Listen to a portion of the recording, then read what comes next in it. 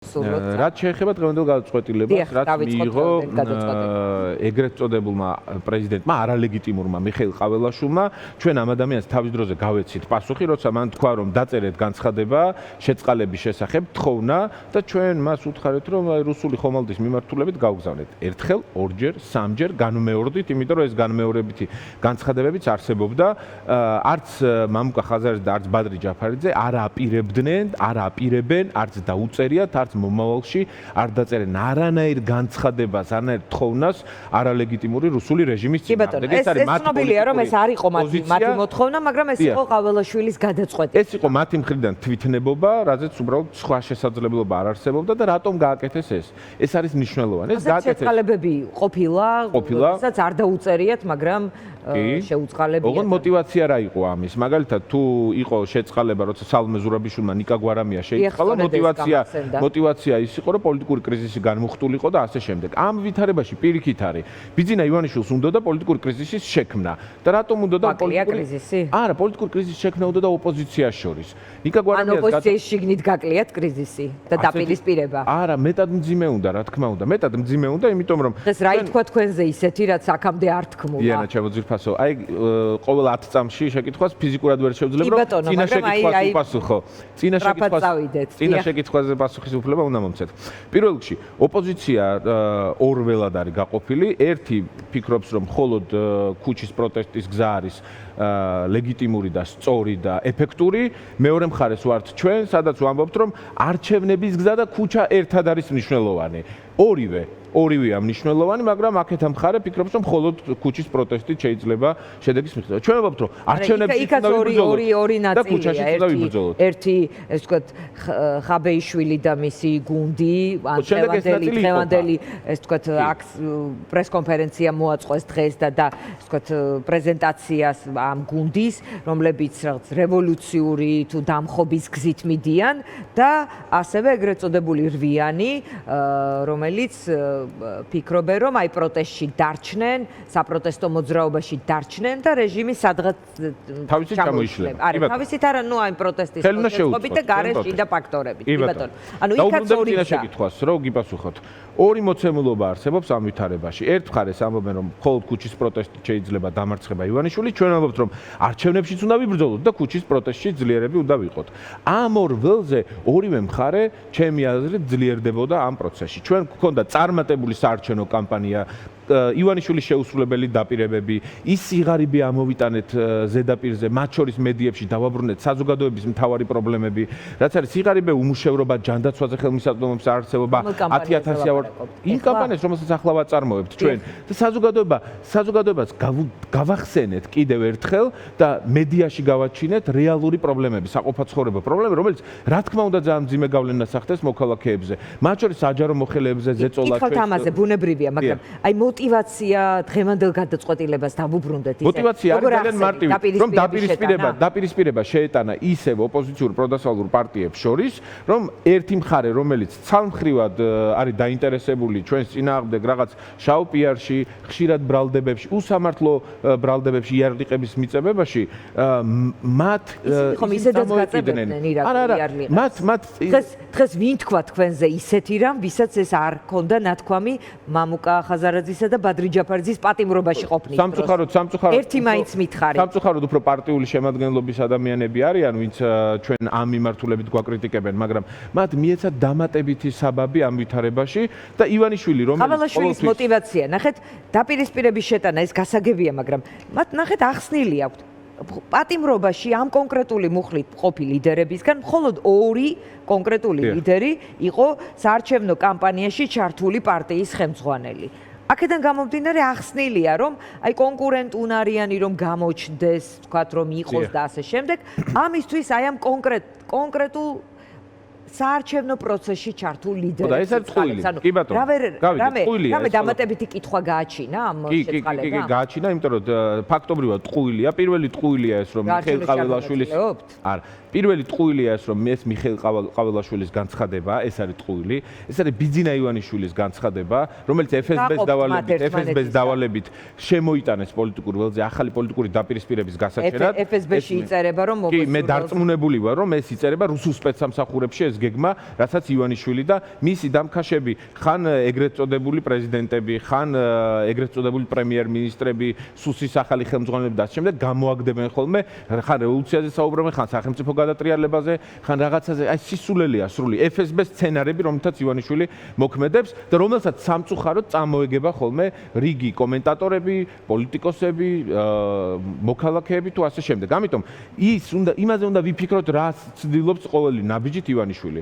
და ამაზე პასუხისმგებლობა უნდა ავიღოთ, რომ გავიაზროთ ეს ყველაფერი და ყველაფერი ბრმად და პირდაპირ მოწოდებულად, როგორც გთავაზობს, რომ აბა მიდი, ეს არის სალაფავი და მოდი ახლა ვჭამოთ ეს ყველაფერი, რასაც ივანიშვილი გთავაზობს.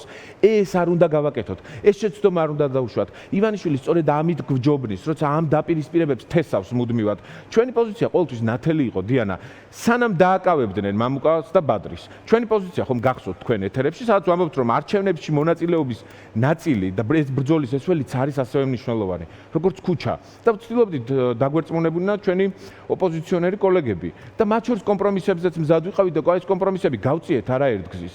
გავწიეთ მათ შორის სალომე ზურაბიშვილთან, მათ შორის ოპოზიციურ ფორმატში. ისეთი მნიშვნელოვანი კომპრომისები იქნა მიღწეული, რაშიც აღარ ვიცი, იმაზე უარის თქმა რამდენად იყო. ეს კომპრომისის შედეგი, აი კომპრომისული გადაწყვეტილება ან კომპრომისის რაღაც საბოლოო შედეგი ჩვენ არ გვინახავს.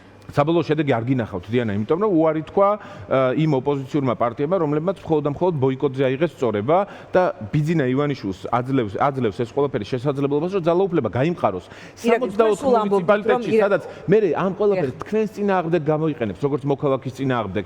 იმ წვდომას სახელმწიფო ბიუჯეტებზე, საჯარო მოხელეების რეპრესია, სრული უსამართლობა და უთანასწორობა დევნა მოქალაქეების, არ დაფინანსება ჯანდაცვის, მედიკამენტების, უზრუნველყოფის საყოფაცხოვრებო ისეთი მნიშვნელოვანი საკითხების, რომელიც ადამიანებს ყოველდღიურად გავლენას ახდენს და ამის მიცემა ივანიშვილისთვის, იარაღის მიცემა ივანიშვილისთვის, რომელსაც ისევ შენ გესწრის, არ შეიძლება და ამიტომ თქვენ ასევე მიეცით ივანიშვილის იარაღი, რომ პარლამენტში თავისი 54%-იანი შემადგენლობით სრული კარდ ბლანში ქონოდა ხელთ. ილაპარაკოთ ამაზე რა ხდება, მაგრამ თქვენ სულ ამბობდით, რომ ივანიშვილის არ სურს ჩვენი არჩევნებში მონაწილეობა.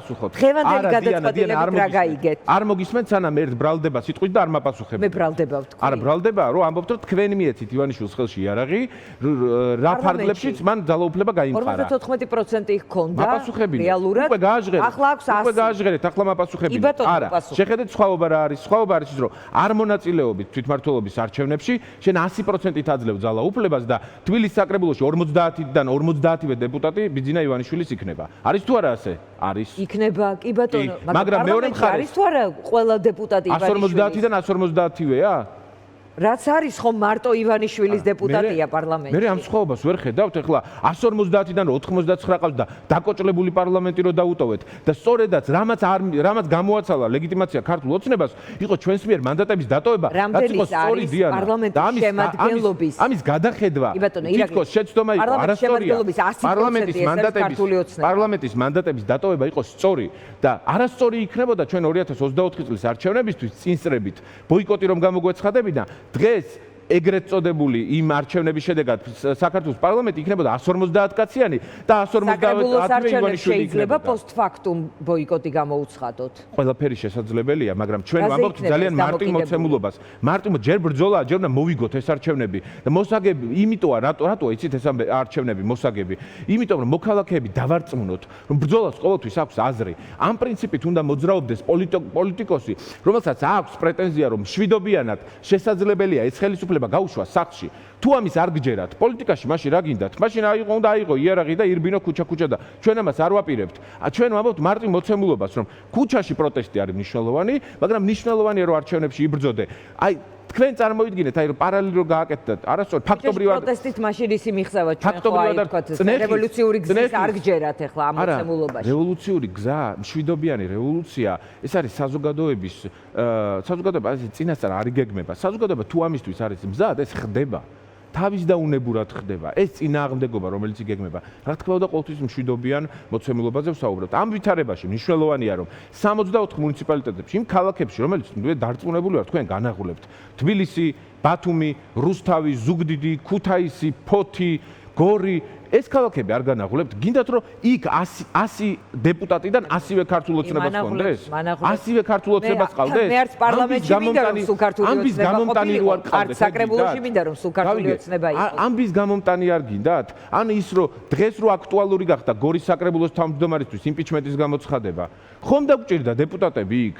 საკრებულოს დეპუტატები რომ იმპიჩმენტის გამოუცხადო, დეპუტატი საჭირო ყველგან საკრებულოშიც, პარლამენტშიც, მაგრამ პარლამენტი და გამოსული ჩვენ ლეგიტიმაცია გამოვაცალეთ. ქართული ოცნების დელეგიტიმაცია მოხდა დიანა ჩვენი გადაწყვეტილებით და ერთ-ერთი პირველები ვიყავით ვინც მივიღეთ გადაწყვეტილება და მანდატები რა ვიცი მე რამდენჯერ გადავხიეთ უკვე და თუ საჭირო იქნება არ ვამბობ სიამაყით პარლამენტებში გისმენთ სადაც ამბობთ 3 მანდატი დავხიო და ეს ნიშნავს სამჯერ მოსახლეობის მიერ მონიჭებული უფლებამოსილების მისთვის არა არ გეთანხმებით ეს ნიშნავს ერთ რამეს რომ შენ სარგებლობ რა მონიჭებული მანდატით ამ მანდატის აღსრულების შესაძლებლობა უნდა გქონდეს და ეს უნდა იყოს ჭეშმარიტად მონიჭებული მანდატი და არა ის რომ მოგანიჭეს 10 მანდატი გეკუთვნოდა 20 და 10 წაგართვეს და ამ ბრძოლაში იმყოფები შენ და ეს ნიშნავს ერთადერთ რამეს რომ ჩემი გუნდის წევრებს თანამებრძოლებს მამუკა ხაზარაძის ბადრი ჯაფარიძის არც ციხეში წასული შეშინებიათ არც მანდატების დათმობის შეშინებიათ არაფრის არც ერთს არც გრიგოლ გეგელიას და თაზო დათუნაშვილს